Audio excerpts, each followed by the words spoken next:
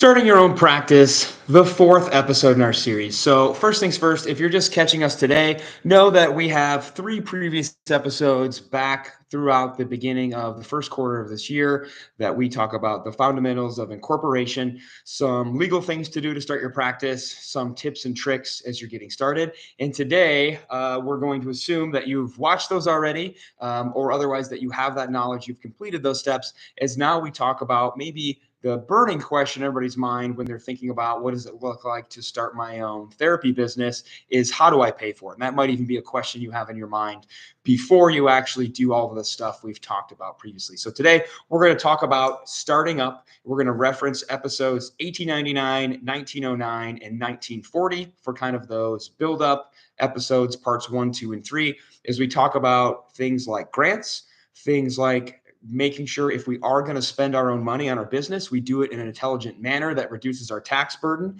And then what if we need to borrow money? What do those things look like?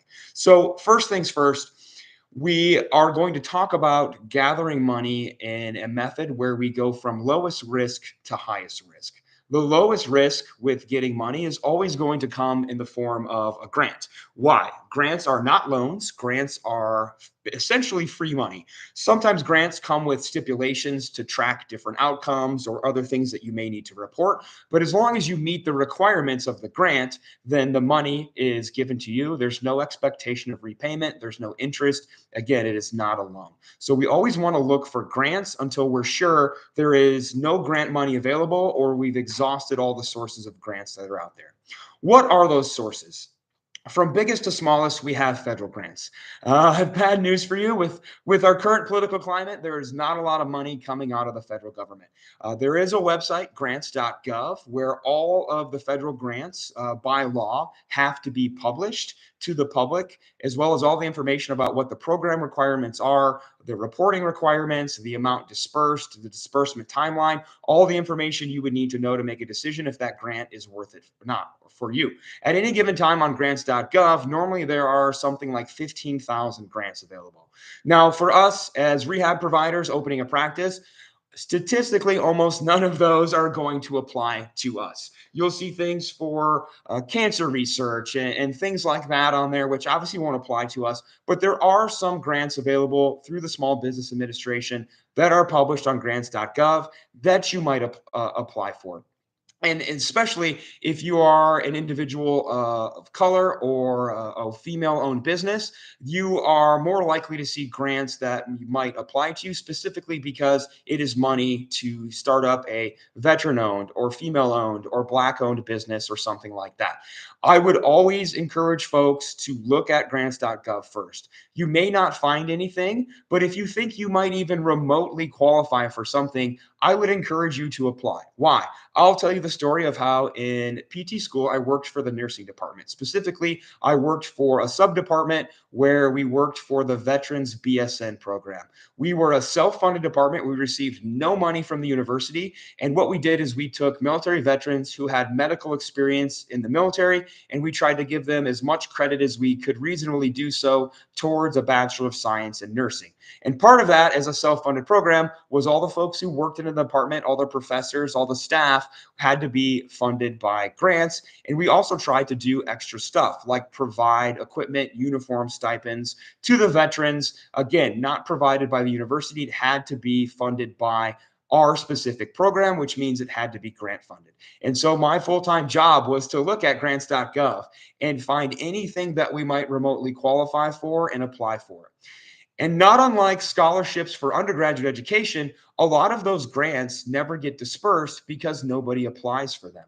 And so just by applying, you may be the only person that applies. And you may be surprised that you can get some money just by default, which, hey, money is money, right? So don't neglect looking through there. It is a huge database. It can be time consuming, but early on, when you're thinking about starting your practice, or maybe you're early on in your practice, you have the time to do so. So use that time. Again, you might be surprised that you get some money. And again, grants are free money, so we want to get grants.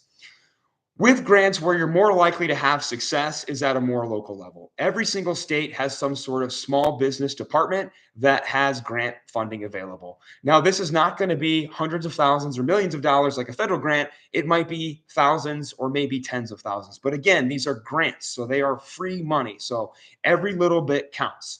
You're also likely to have more luck with your local county. Most counties across the United States have some sort of small business development program. Again, as we kind of go down these echelons, the money goes down. You might be talking about hundreds or maybe thousands now, but again, money is money. $1,000 buys you a squat rack. $5,000 buys you a brand new treatment table. Money is money when you're getting your practice off the ground. And then, not always, but sometimes, your local city or township or village or wherever you actually live may also have small business resources. And again, this is going to be even less money. This might be like $250, right? But that is enough for some kettlebells or some dumbbells, right? Again, you're kind of getting the point that every little bit counts, especially if you can stack up a city grant with a county grant and a state grant. You might be talking about thousands or tens of thousands of dollars, especially if you can apply and get those every year, or maybe the first couple years of your business being open. That is what you're going to use to buy your equipment and fuel your expansion and growth. So exhaust all of your grant resources first. Now, after grants, without borrowing money, where does money come from? It comes from us or someone else, right? So it comes from what we might classify as a contribution. Now, we can put our own money into our business as much as we want. Other people, mom, dad, grandma, grandpa, aunt, uncle, whoever, can put as much money into your business as they want as well. But if we're going to do that, let's do that in an intelligent manner. Let's either classify that money not as a gift. That would be very stupid because that has no tax benefits. Let's classify that money as either a contribution or a loan. You can write a loan for the smallest amount for whatever interest rate you see fit, even if it's a loan from yourself to your business. And that seems goofy, but we'll talk about why that's important in a second. You can do the same thing with money from mom or dad or grandma or grandpa. You can classify it as a loan. You can sign a loan agreement and you can make payments against that loan. Why would you do that? Well, because you can write off the loan interest that you pay on a loan, no different than if you borrowed money from a bank or somewhere else. You can write off that interest as a business expense. You can write off the loan payment as a business expense. And as we talked about in previous episodes, when we talked about S Corp taxation status, you can pull 20% of your expenses from your business over to your personal income tax return. So by classifying as a loan, you get to write off both the principal and the interest in a manner that sees you paying less taxes and lets you pull some of those expenses through to your personal income tax, lowering your personal income tax burden on the money you make. Now, outside of loans from friends and family, where else can we get money? We can certainly take out a small business loan. I would encourage you to go through the Small Business Administration through the federal government.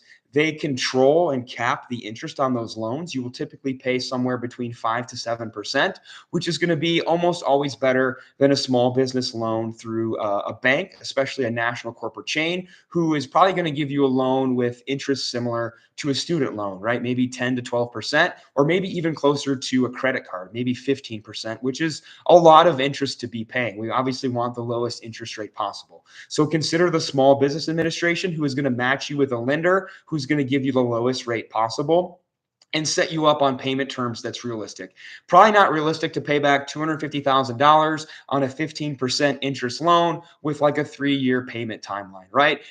PT just is not that profitable to be able to sign up for a loan like that. We're thinking more about how about 7% with maybe a 6 to 10-year repayment plan is going to be much more realistic in keeping your finances in check. And then finally, and this is an option you should only choose if it's a last resort, is to charge stuff onto a credit card. Why? Credit cards have an enormously high interest rate, some of them as high as 30%. That monthly payment, if you're not able to pay it off in full, is going to be catastrophic to your business early on. There is a bill right now. It's actually a co-sponsored bipartisan bill between both Democratic and Republican parties to cap credit card interest at 10%. However, that has not gone anywhere yet. If that actually happens to come through, then it will actually probably be quite lucrative to pay for business things, even if you can't pay off the balance on a credit card. But we're not there yet. So we need to be mindful that credit cards are definitely a last resort option for us. And then finally, benefits to self-funding, benefits to putting your own money into your business as you get started. That's reasonably how most of us are probably going to get started. But again, there's a smart way to do that. Before we talk about that, I'm going to take a quick break and introduce myself. My name is Alan. I have the pleasure of joining you today. I have the honor of serving as our Chief Operating Officer here at ICE and a faculty member in our practice management and fitness athlete divisions. You are listening to Leadership Thursday. We talk about all the stuff we're talking about right now, how to better lead, run, organize, and run a more efficient, sustainable rehab practice on Leadership Thursdays. I teach our Brick by Brick course, which is 8 weeks of all the stuff we talk about here on the podcast, taking you from having no idea what the hell you're doing with a business to feeling ready to purchase property, rent property, open up your own practice by the end of that 8-week period. And we teach everything. We do not care if you want to be a cash-based PT, if you want to be an insurance-based PT, if you're not sure what the heck you should do, this class is for you. We currently have enrollment opening for our cohort starting this week. So if you want to jump in and join us, we're going to close registration here at the end of the day today and start our next class with our first meeting next Tuesday night. It is Leadership Thursday. It is also Gut Check Thursday. Gut Check Thursday this week, pretty simple but not easy. We have an 8-minute AMRAP, as many rounds as reps as possible of 8 goblet squats. So you're going to hold a dumbbell or kettlebell in front of your chest, 70 pounds for guys, so on the heavy end, and then 53 kettlebell for ladies or 50-pound dumbbell for ladies. And then you're going to match that with 8 handstand push-ups. So lower body, upper body, lower body, upper body, right? Should keep you moving quite well. Looking for maybe 6 to 8 rounds in that 8-minute time domain. Unbroken squats, ideally unbroken handstand push-ups or some sort of scaled option. So have fun with that. Self-funding. Can we do this? Should we do this? Again, this is probably going to be reasonably how most of us are going to fund our business, at least early on. So let's do it in an intelligent manner. Whatever money you put into your business, you need to keep track of that. Like we talked about with money from others, you can certainly classify that as a loan, but you can also classify it as something called a contribution. Why is that important? Any money classified as a contribution reduces your taxable income in the year in which you contribute it to your business. So if I self-fund my own business the year I started and I put $10,000 into it, I need to keep track of that. And again, as goofy as it sounds, I need to give myself a receipt from the business to myself, even though it's literally me writing a receipt to me, right? I get it. It sounds stupid. It sounds like an unnecessary step. However, that is your proof that you did that, right? That you, as the individual tax-paying American citizen, put $10,000 into a business, which, as we talked about way back in our first part of this series, is legally separating you with an LLC or a PLLC. So as dumb as it sounds, as stupid as it sounds, as bureaucratic as it sounds, you need to do it. Why?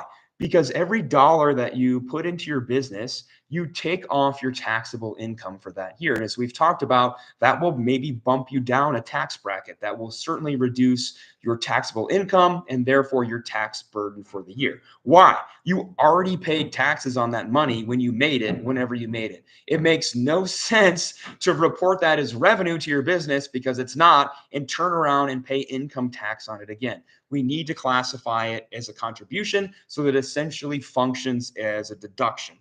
Deductions will reduce our taxable income and overall reduce the amount of income tax we pay each year. As we've talked about here before with starting your own business episodes, yes, it's important to make more money, but it's also important to keep our expenses low and keep our tax burden low as well, right? Increasing the money we make is important, but reducing the amount of money we spend is maybe sometimes equally important. So it's important if you're going to self-fund your business that you record it accordingly. Either classify it as a contribution, reduce your taxable income, or classify it as a loan, pay yourself back from your business, write off the interest, write off the loan payment. Neither way is more right or more wrong, but you should do one or the other and take advantage of those tax benefits.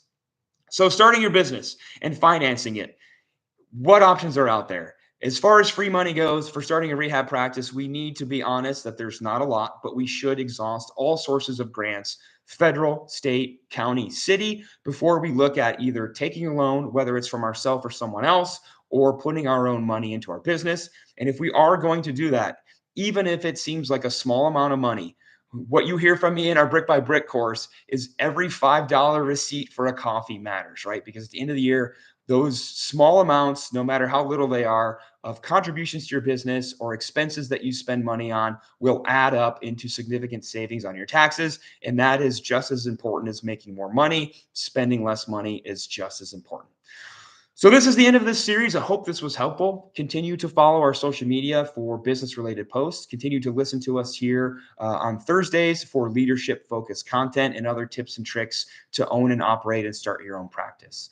Have fun with Gut Check Thursday. If you're going to be at a live course this weekend, have an awesome time. Have a great Thursday. Have a great weekend. Bye, everybody.